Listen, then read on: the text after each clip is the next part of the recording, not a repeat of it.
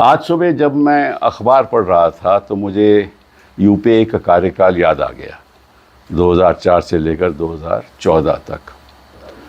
और जो खबरें आज के दिन अखबारों में चल रही हैं वो दृश्य तो हमने उन 10 सालों में देखा नहीं, क्योंकि हमने ईडी को ऐसी खुली छूट दी नहीं थी और हमने अपनी कूटनीति और अपनी जो विदेश की नीति है उसके प्रति हमने कई काम किए और हमें गलत तथ्य लेकर हमने किसी पॉलिटिकल पार्टी को, किसी लीडर को प्रोसिक्यूट नहीं किया। तो शुरुआत करते हैं पश्चिम बंगाल से। शायद आपको मालूम नहीं कि जब ये कानून पारित हुआ था, इन्फोर्समेंट डायरेक्टरेट का गठन हुआ था, तो हमें यह नहीं मालूम था कि इन्फोर्समेंट डायरेक्टरेट एक ओमनी प्रेजेंट प्रोसिक्यूटिंग एजेंसी है जो हिंदुस्तान में कहीं भी जा सकती है, कभी भी जा सकती है। और सारा फेडरल स्ट्रक्चर हमारा ढांचा है, संघीय ढांचा है, उस पर ऐसा आक्रमण करती है जैसे कि विपक्षी नेताओं को तंग करना है, उनकी सरकारें गिरानी हैं, वाजिब हो नहीं वाजिब हो कोई फ़र्क नहीं पड़ता। और कानून, और ये तो विजय मदन लाल चौधरी की देन है जिसके ऊपर आज तक सुप्रीम कोर्ट ने कोई फैसला नहीं दिया, हालांकि 2 रिव्यू पिटीशन पेंडिंग है। अब हो क्या रहा है कि किसी जगह भी कोई एफआईआर हो जाए, फर्स्ट इंफॉर्मेशन रिपोर्ट हो जाए, तो वहाँ ईडी पहुँच जाती है, क्योंकि वो समझती हैं कि जहाँ आरोप हुआ है वहाँ हमें हक है तफ्तीश करने का। ये ईडी का मतलब कि किसी भी राज्य में पहुँच के, और ऐसे ही उन्होंने, और ये बड़ी बहुत एक दिलचस्प बात है कि ईडी तभी जाती है जब इलेक्शन होती है। आपको झारखंड में याद है कि इलेक्शन हो रही थी तो ईडी पहुंच गई, याद है ना आपको? आपको ये भी याद है कि बिहार में अभी इलेक्शन हो रही थी तो ईडी पहुंच गई और कोर्ट ने कार्रवाई शुरू कर दी उसी इलेक्शन के दरमियान, ताकि लालू जी को यहाँ आना पड़े, तेजस्वी को यहाँ आना पड़े। और इलेक्शन पश्चिम बंगाल में हो गया है तो अब ये लोग पहुंच गए ना। तो मैं आपको, क्योंकि मैं तो वकील रहा हूं इस मामले में, तो ये जो कोल स्कैम की बात करते हैं ये तो कई वर्षों से चल रहा है, ये आज की बात थोड़ी ना है। इसमें तो एक पश्चिम बंगाल द्वारा एक डिस्प्यूट खड़ी की गई between the state and the centre, में राज्य और केंद्र सरकार के बीच एक डिस्प्यूट चल रहा है, वो सूट चल रहा है, उसमें भी ये आरोप है। तो इतने सालों से चल रहा है, तो इन लोगों को अभी याद आया कि भाई इलेक्शन हो रहा है, अभी जब छापा मारना है, अभी याद आया इनको। इतने साल क्या कर रहे थे? 2 साल पहले, 3 साल पहले, 4 साल पहले क्या कर रहे थे? अभी इलेक्शन के दरमियान इनको याद आया कि भाई अभी ज़रा ज़रूरी है, सच हमें दस्तावेज लेने हैं। ये अपने आप में एक दिलचस्प कहानी है, रोचक कहानी है। इसे साफ जाहिर है कि क्यों जाना चाहते हैं, कैसे जाना चाहते हैं, किस तरह से उथल पुथल मचाकर कुछ और भी शायद करना चाहते हो, हमें नहीं मालूम। इनका रवैया, इनकी सोच, इनकी मंशा, वो तो साफ जाहिर है कि किसी तरीके से पश्चिम बंगाल में जहाँ ये जीत नहीं सकते वहाँ किसी तरीके से भी ममता को और टीएमसी को तंग करो, ये तो साफ जाहिर है। मैं एक और सवाल पूछना चाहता हूँ आपके द्वारा, वो ईडी से पूछना चाहता हूँ कि चलिए आपने कहा कि यहाँ कोल स्कैम का कोई कागज़ होंगे, कोई दस्तावेज होंगे, मान लिया, चलिए, तो फिर आपको सारी फाइलें तो नहीं आप ले जा सकते, फिर आप उसी फाइल को ले जाओगे ना जहाँ कोल स्कैम की बात हो। तो ये किसको हक है कि आप कहीं पहुंच जाओ और सारी फाइलें उठा लो? ये तो कोई हक नहीं ना किसी को बनता, किसी भी प्रोसिक्यूटिंग एजेंसी से हक नहीं बनता था। कोई आपके घर में आए और ये तफ्तीश करने आए कि साहब ऐसे आपके यहाँ सुना है कि कैश है, मान एक उदाहरण के तौर पे कहता हूँ, तो कैश के अलावा वो सारी फाइलें ले जाएं, कंप्यूटर ले जाएं, ये तो हक नहीं बनता ना। वो तो कैश को ही देखेंगे ना, और कैश मिलेगा तो ले जाएं, पर वो कंप्यूटर भी ले जाएंगे, आपकी रिटर्न्स भी ले जाएंगे, फिर आपसे सवाल पूछने लगेंगे। आप कैश ना मिला ना तो जो भी मिलेगा उस पर सवाल शुरू हो जाएगा, उस पर तफ्तीश शुरू हो जाएगी। मतलब कि एक ईडी ऐसा एक ओमनी प्रेजेंट, हाँ, जैसे भगवान होता है ना, भगवान हर जगह मौजूद होता है, तो ईडी इस सरकार का भगवान है। जब चाहें कहीं भी जा सकता है, हर जगह मौजूद है और कुछ भी कर सकता है। सीबीआई भी वैसा ही है, इसमें कोई अंतर नहीं है। अगर सीबीआई पहुंचती है वेस्ट पश्चिम बंगाल, वही नजरिया है। तो चाहे आईईडी हो चाहे सीबीआई हो, बात तो वही है। अब दूसरी बात आ गई कि आपने ये सर्च की, कहाँ की? आईपैक। अब सभी जानते हैं कि आईपैक तो उनकी जो सारा जो इलेक्शन है संभाल रही है, सब जानते हैं, लिखित रूप में इनको सभी को मालूम है। तो आईपैक जाने के लिए पीछे वजह क्या थी? कोल स्कैम। तो अगर कोल स्कैम वजह थी तो कौन से आपने दस्तावेज लिए? आप तो यही पूछ सकते थे ना वहां जाकर के, हमें बताइए कहां आपके दस्तावेज है, और अगर कोल स्कैम की वो बात है तो हमें बताइए, दिखा दीजिए। लेकिन आप फाइलें तो नहीं उठा सकते। और ये गलती सुप्रीम कोर्ट की है, क्योंकि आज तक उन्होंने ये कानून को इस बारीकी से देखा ही नहीं। और विजय मदनलाल चौधरी की जजमेंट है, उसके प्रति जो 2 रिव्यू पिटिशन पेंडिंग है, जहां कई ऐसे सवाल उठ रहे हैं और हमने उठाए हैं, उसका आज तक फैसला नहीं हुआ। हालांकि 2 बार हियरिंग हो चुकी और जन होता रहा। तो अगर कानून का और कानून की बारीकियों का फैसला नहीं होगा और ये भगवान का हक इस सरकार को दिया जाएगा, तो निश्चित रूप से उधम तो होगा ही। लोग तो अपना बचाव करेंगे ना। अगर घर में आकर कोई घुसकर आपको मारना चाहता है तो आप डिफेंड करोगे ना भैया, कि आप ये गलत कर रहे हो। हम तो ममता के साथ हैं, हम तो इस सरकार के खिलाफ हैं। हम ये जो चल रहा है ना, हम बिल्कुल खिलाफ हैं, क्योंकि हमारा संघीय ढांचा खत्म हो जाएगा। इन्होंने केरला चीफ मिनिस्टर के खिलाफ शुरू कर दिया है, हमें मालूम है, वो कोर्ट में भी चल रहा है। Kerala chief minister, that matter is also pending in court. They've started all that also. Which chief minister have they left? Have they not? In Chhattisgarh, our Congress chief minister again, his son was arrested. अभी हमने bail करवाई. We just got him bail. Again, they wanted to reach the father through the son. ये तो हम साफ देख रहे हैं। हर जगह जहां विपक्ष के नेता हों, जहां सरकारें ठीक तरह से चल रही हों, इन्होंने कर्नाटका में क्या किया?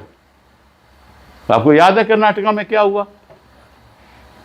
फिर कोर्ट ने हमारे पक्ष में फैसला दिया, लेकिन तंग तो कर रहे थे ना, रोज कर रहे थे। कर्नाटका हो, झारखंड हो, हेमंत सोरेन हो, कहीं भी हो, यही काम चल रहा है इनका। तो अगर इस देश को ऐसे ही तभी मैंने कहा कि हमने मुझ सुबह जब अखबार पढ़ी तो मुझे याद आ गया अपने कार्यकाल का। हमने तो कभी ऐसे नहीं किया, हमने तो ऐसे किसी गलत तरीके से टारगेट नहीं किया।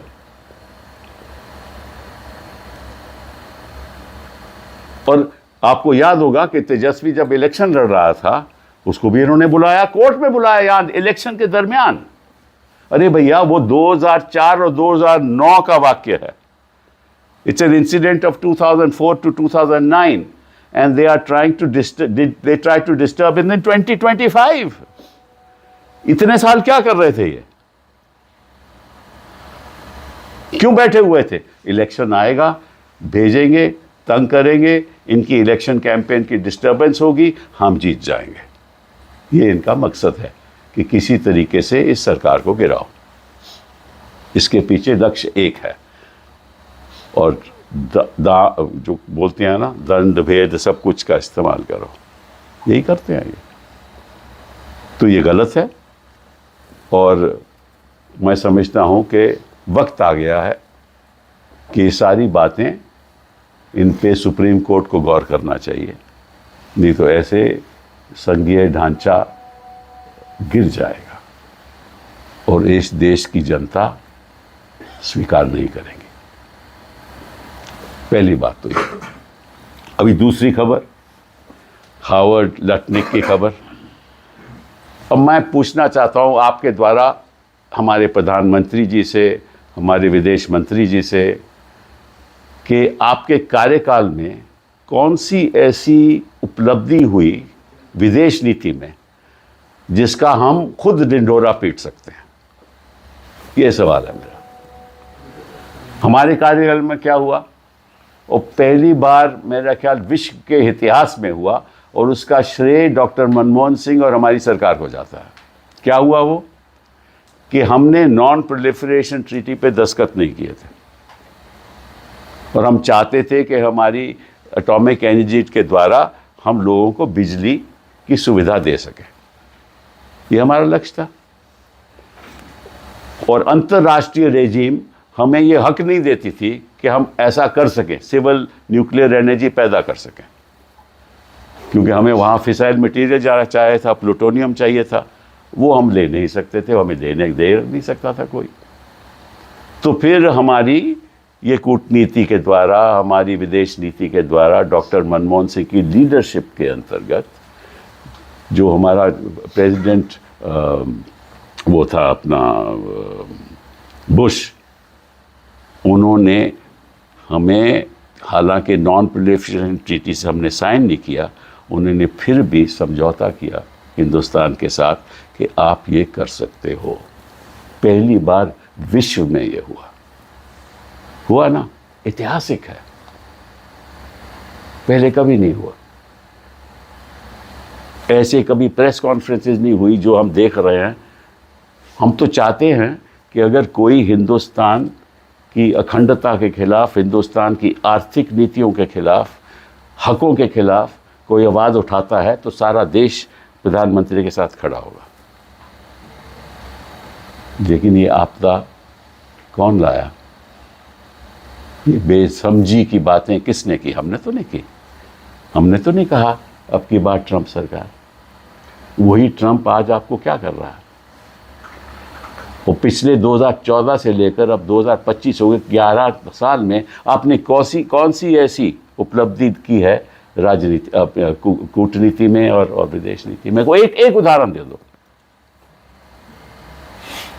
इनको देश चलाना ही नहीं आता, इस सरकार को। इनको समझ ही नहीं है। इनको एक चीज़ की समझ है, हिंदू मुस्लिम, किसी और चीज़ की कोई समझ नहीं, और ना उसको कोई लेना देना है। क्योंकि ये समझते हैं कि हमारा जो होता है ना, जब हम बच्चे थे तो लिटमस टेस्ट करते थे ना, लेबोरेटरी में करते थे ना, कि भाई इसका रंग बदल गया, तो ये लिटमस टेस्ट है। रोज़ ऐसा लेबोरेटरी एक्सपेरिमेंट करते हैं कि कैसे चुनाव जीते। कभी ये इस्तेमाल करते हैं अपने चुनाव आयोग का, कभी इस्तेमाल करते हैं ईडी का, कभी सीबीआई का, किसी तरीके से चुनाव जीता जाए। तो विदेश नीति में ये जीरो, कूटनीति में भी जीरो। मुझे ये बताओ, और मैं आपके द्वारा इस सरकार से ये सवाल भी पूछना चाहता हूं, मैं आपसे पूछना चाहता हूं कि कभी के जो ट्रंप साहब हैं, लटनिक साहब हैं, किसी और को तो ऐसे भद्दी बातें नहीं कहते। जापान के प्राइम मिनिस्टर को नहीं कहते, इंग्लैंड के प्राइम मिनिस्टर को नहीं कहते, रशिया के प्रेसिडेंट को नहीं कहते, चीन के प्रेसिडेंट को नहीं कहते, किसी और देश के लीडर्स को नहीं कहते। तो ये मोदी जी के खिलाफ क्यों ऐसी बातें करते हैं? मोदी जी को टारगेट क्यों करते हैं? उसकी वजह क्या है? ये आपके द्वारा अपनी सरकार से पूछना चाहता हूं कि आपसे इतना प्रेम क्यों है ट्रंप का? पहले तो था वाकई में, अब इतना ज्यादा क्यों हो गया, इतना प्रेम क्यों हो गया? कई कहते हैं ना कि अगर आप वाकई में किसी से प्रेम करते हो तो आप शब्द भी ऐसे ही कभी इस्तेमाल कर सकते हो, विरोध भी कर सकते हो, क्योंकि प्रेम बहुत है। तो इनका प्रेम कितना है ये तो बताओ हमें, कि ऐसी ऐसी बातें हमारे प्रधानमंत्री के बारे में कहेंगे और प्रधानमंत्री हमारे चुप। देखिए ऐसा है कि हो सकता है कि देश के हित में हो कि प्रधानमंत्री चुप रहे, ये मैं मान जाता हूं, क्योंकि स्वाभाविक है कि अगर चुप नहीं रहेंगे तो और प्रॉब्लम्स हो जाएंगी। तो हम भी नहीं चाहते कि अगर कुछ कहेंगे तो और प्रॉब्लम्स ना हो जाएं कहीं। तो हम तो चाहते हैं कि हमारे देश के हित में जो है वो करना चाहिए। तो प्रधानमंत्री मौन है, अच्छी बात है, ये बहुत अच्छी बात है। लेकिन प्रॉब्लम ये है कि जब ये देश के सामने सच्चाई नहीं रखेंगे, पार्लियामेंट में सच्चाई नहीं रखेंगे, तो निश्चित रूप से सभी लोगों के मन में ये पैदा होगा कि भाई हुआ क्या, फिर उसके बाद क्या है, अफवाहें फैलेंगी, क्योंकि हमें मालूम नहीं असली बात क्या है। क्या वो चाहते हैं अमेरिका? वो कहते हैं कि भाई 3 हफ्ते के बाद हमारे पास नहीं है, हमने तो मई और जुलाई में सब तय कर लिया था, आपको हमने बोला था 3 हफ्ते के बाद हमारे पास आ जाओ तो हम कर देंगे। आपके प्रधानमंत्री ने हमें फ़ोन नहीं किया, तो इसलिए हमें साइन नहीं किया। और जब बाद में आए तो हमने कहा वो तो 3 हफ्ते गुजर गए हैं। इस बीच हमने वियतनाम के साथ समझौता कर दिया, इंग्लैंड के साथ कर दिया, इंडोनेशिया के साथ कर दिया, यही कह रहे हैं ना। तो इसमें मुझे नहीं लगता कि कोई सच्चाई है। लेकिन सच्चाई है क्या? मैं मान लिया कि ट्रंप साहब गलत बात बोल रहे हैं, बस सच्चाई क्या ये तो बता दो, थोड़ी बहुत तो बता दो, ज़्यादा नहीं आप बताते पर थोड़ी बहुत तो बता दो। अक्सर तो आप बताते नहीं हो कुछ भी, कुछ बता दो, क्योंकि जनता को पता चले कि हो क्या रहा है। हमारे देश तो मेरा है ना यार, आपका भी है, मेरा भी है, सबको पता चलना चाहिए कि हो क्या रहा है। ऐसी बातें हिंदुस्तान के साथ क्यों हो रही है? और अब वो कहते हैं कि हमने प्रपोजल लाया कि जो भी तेल खरीदेगा रशिया से हम 500% टैरिफ लगा देंगे। तो लगा दें, हम इस प्रधानमंत्री के साथ खड़े हैं, बोल दें लगा दो आप, हम आपके साथ खड़े हैं प्रधानमंत्री जी। अगर ये देश के हित में है तो हम आपके साथ खड़े हैं, हम जो भी कुर्बानी हो सकती है हम देंगे, सभी देंगे, इस देश के सभी विदेशवासी देंगे। लेकिन हिम्मत तो दिखाओ, मौन रहने से कुछ नहीं होगा। अब तीसरी बात पे आते हैं, लालू जी की। अरे ये बताओ तुम कि 2004-2009 इन्होंने कहा कि लैंड फॉर जॉब स्कैम हुआ है, तो मैं इनसे पूछना चाहता हूँ कि उसको तो बात हो गई, 2004 से तो 21 साल हो गए और 2009 से 16 साल हो गए, तो इनको इलेक्शन के दौरान क्या तकलीफ थी? इलेक्शन के बाद में भी कर सकते थे, इलेक्शन में क्यों कर रहे थे? सभी जानते हैं क्यों। देखो मैं ज़्यादा कुछ नहीं कहना चाहता हूँ क्योंकि मैं तो खुद वकील हूँ, इन सारे मामलों में मैं वकील हूँ। मतलब कि ज़ीरो केस है, केवल परेशान करने की बात है। और इसमें एक और बात बता दूँ, इसकी तफ्तीश हुई थी, पहले भी हुई थी, सीबीआई ने क्लोजर रिपोर्ट दिया था, विजिलेंस डिपार्टमेंट ने कहा था कोई इसमें धांधलीबाजी नहीं हुई। इन्होंने फिर उसको रीओपन किया कि अपनी सीबीआई ने अपनी रिपोर्ट को नहीं माना और मुकदमा दोबारा चला दिया। ये असलियत है। और किसी और दिन बैठ के आपको आराम से सारी चीज़ें समझाऊंगा, लेकिन आज इतना ही काफ़ी है, क्योंकि मुझे बहुत दुख है कि आज मुझे ऐसी प्रेस कॉन्फ्रेंस करनी पड़ रही है, क्योंकि मैं नहीं चाहता कि हमारे देश की अखंडता को नुकसान हो।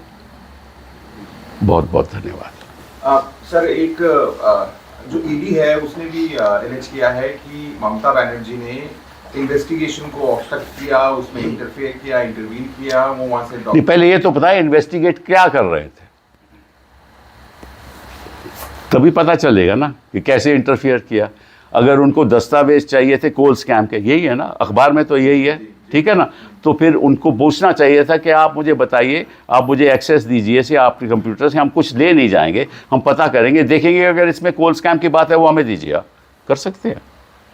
लेकिन सर जिस तरह से चाहे ईडी हो या केंद्र सरकार हो, बीजेपी हो, लगातार ये आरोप लगा रही है कि पश्चिम बंगाल में लॉ एंड ऑर्डर खत्म हो गया है, हाँ। तो क्या आपको लगता है कि इसके बहाने अब प्रेसिडेंट रूल भी पश्चिम बंगाल में चुनाव से पहले लगाया जा सकता है? इसके बारे में मैं क्या कह सकता हूँ, मतलब जो मतलब कि वो क्या है, बिना बुनियाद के, बिना सोच समझ के कोई ऐसी बात करेगा तो उसका नतीजा भी देखा नतीजा भी होगा।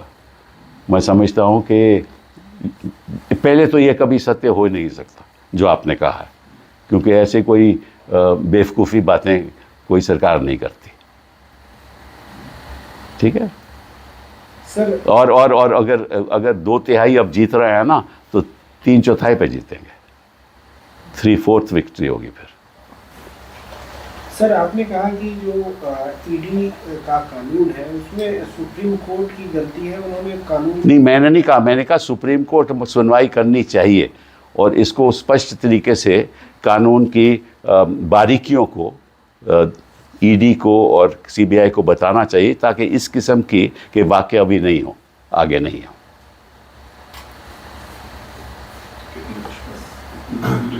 Yeah.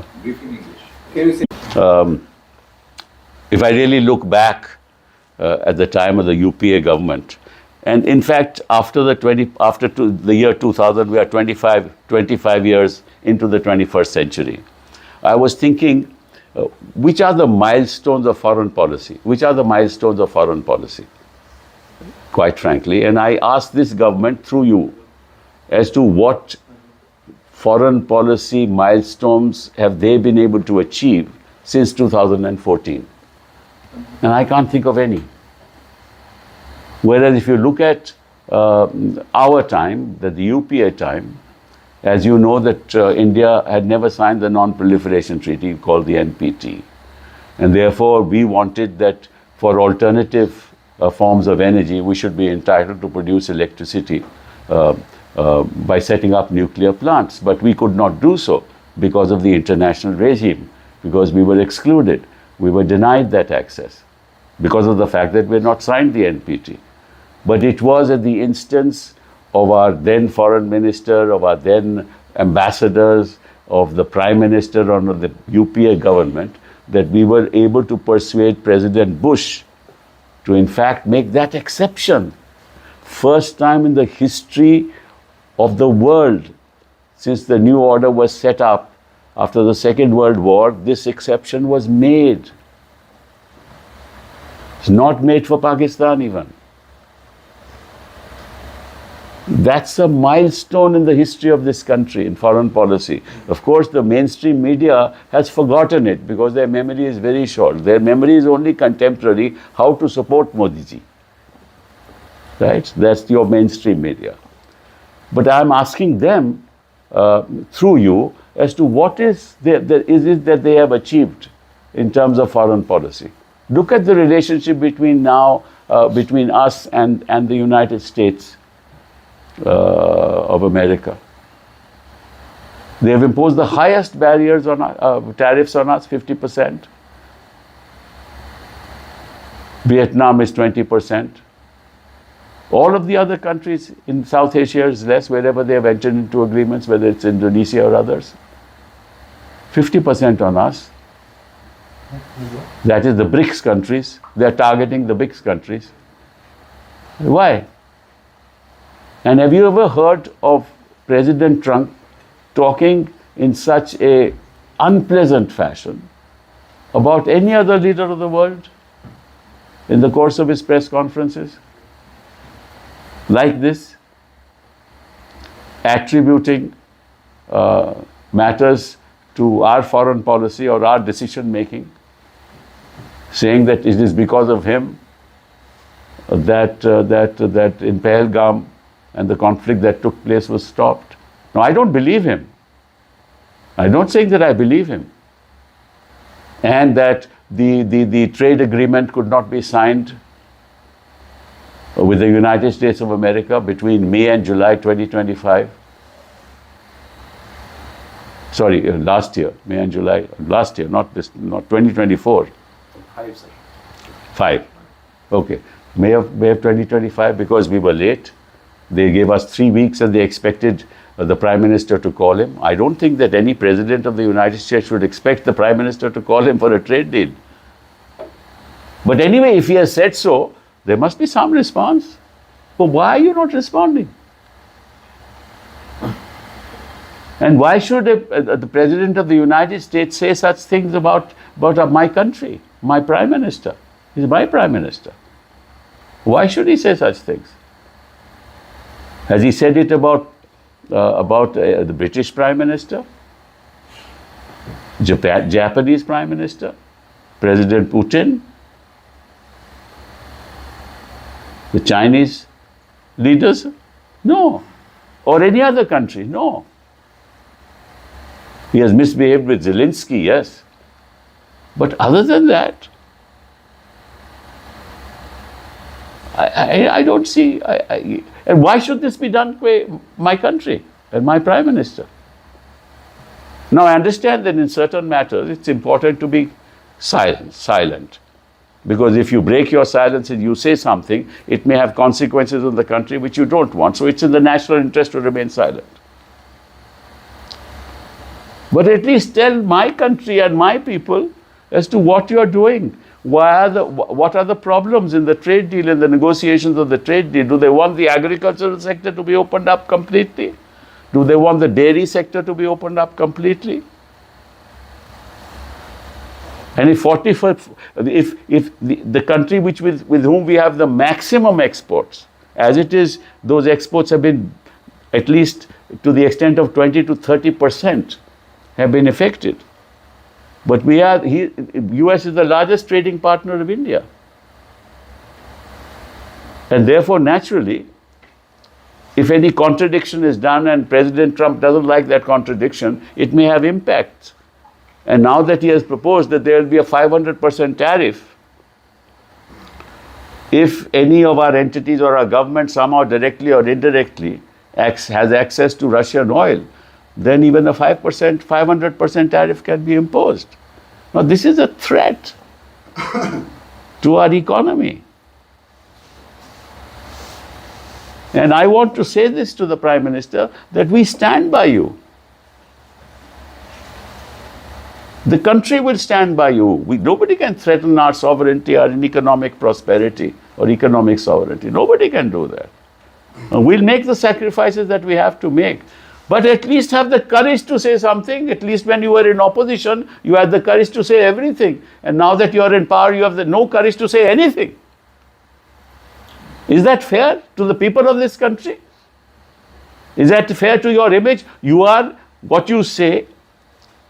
What Purush is it? Mahamanav. Vishwa Guru. Vishwa Guru. I wish you were a guru. I really wish you were a guru, but nobody recognizes you as a guru. President Trump does not. Which leader in the world recognizes you as, I wish I were a guru? Vishwa Guru. Nobody does. Why are we in this situation? Stand up, India. It's time to stand up to the rest of the world. We are a powerful people. We have a huge domestic consumption base. We will survive. We have survived because this government on the economic front has done nothing. Yet we have achieved 6%. Not because of them, but because people buy. Why? Because they can't live otherwise. They'll have to buy clothes. They'll have to buy rations. They'll have to do something to earn money. That's how we are growing at 6%. Not because of our dear finance minister, who I respect. Mr. Sibal, possibly for the first time, a political consulting firm has been raided, and that too on a poll-bound state. How do you see that aspect of this entire? Which is the ED is now the prevalent God. They can go anywhere they want. Because, God comes to us without any notice. That's what God does to us. No notice. So ED also goes without notice. CBI also goes without notice. Right?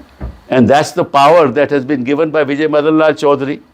And the Supreme Court has not yet decided the review petitions against that judgment, and years have passed, even though on 2 separate occasions these matters were partly heard. So if the court doesn't clarify the law,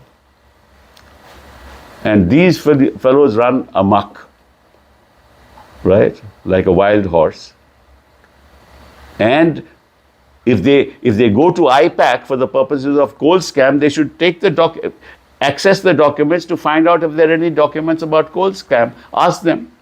And if they are, you can take them, but you can't take files of people. IPAC is an organization which is in fact managing the elections in West Bengal. This is only to disturb. But as far as the coal scam is concerned, you know for a fact, and the government at least knows, there's a original suit pending between the state of West Bengal and the Union of India on the exercise of power by the CBI. As you know, CBI can't enter a state without consent. But ED can enter any state without consent. Why? Because an FIR has been lodged. So if an FIR is lodged in some... Tell me, I want to ask you, through you, has the ED ever entered a state in which the BJP is in power? Since they came to power for the last 11 years, have they ever gone to any BJP state? Why? Was everything is kosher in BJP states? No corruption in BJP states? No allegations of corruption in BJP states? None. What about the center? No allegations of corruption in the center. So why has the ED not done anything? Why has the CBI not done anything? And if there's a case against any BJP-minded person who is an accused, they get bail. Others rot in jail. They get bail, others rot in jail. So the less said about these organizations, the better. Thank you. Sir, have you noticed the one ED officer removed from Kerala, Radhakrishnan? He orchestrated all play against CM. Well, you know, I can't talk about an individual case, but I've already said that they are targeting the present Chief Minister in Kerala also. They've lodged those cases. I've been fighting for them also. For targeted in 2021. Now election is coming after. Now it will start again. You see this. What happens is ना कि भाई कभी ऐसा होता है कि भाई कोई सो रहा हो. If somebody is asleep, then suddenly he wakes up. कि look, I forgot for 10 years what I was doing. So I'm sorry, I must do it now because the election is on. That's what it is. Thank you.